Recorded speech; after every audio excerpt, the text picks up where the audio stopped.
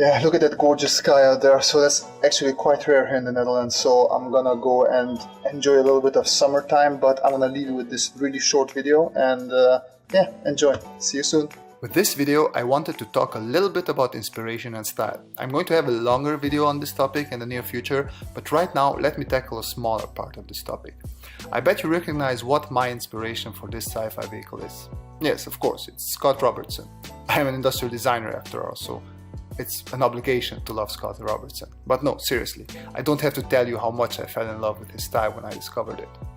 But for the longest time, I always had this thing of not wanting to try and copy people's style, even though I was madly in love with it. Growing up, I never had this problem. I remember having copied whole pages from The Amazing Spider-Man or Transformers. I didn't think twice about reproducing the same exact thing. I just loved the art and I wanted to be able to do that myself. As I grew older, I still copied quite a lot, but then I always called it a study. I already started shying away from copying artists and I was going more towards copying nature or photos. And when I got in contact with concept art and got to know a couple of really talented concept artists, copying other people's work felt like a huge no-no.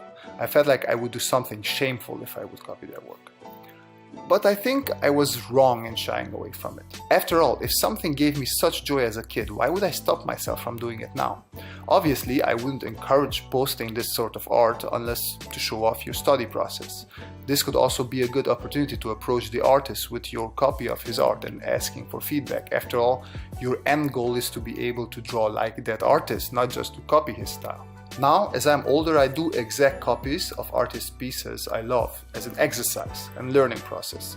Next, I make sure to implement what I learned into my own pieces using elements of the newly acquired style. And while people might recognize some of my pieces as more Scott Robertson inspired, it will not be the same. And growing more experienced and integrating more styles into your own your style will become more unique in the end. What I'm trying to say is, don't be afraid that you will get stuck with that one style or that you won't have your own style. While you are still learning and growing, don't feel that you are not allowed to copy artists you love. On the contrary, copy them as much as you want. Now, I'm not saying go find your own Scott Robertson and draw only in his style. But put in some effort in finding new artists and designers out there who inspire you, as many as you can, because throughout the years you will have dozens of artists who will be an inspiration to you and whose style will have an effect on your own. After all, style is just that, your interpretation of the styles of all the artists you admire. So if you see someone whose style you love, don't be afraid to just copy a couple of his pieces. Look at the elements you really love and try and reproduce them in your own drawings. That is the learning process. As long as you don't try to tell people that that is your own original stuff, because that is just totally not cool at all. Don't do that. That's it for this week. Hope you guys enjoyed this video. If you did, hit that like and subscribe button. And if you have any questions, please leave them in the comment section below.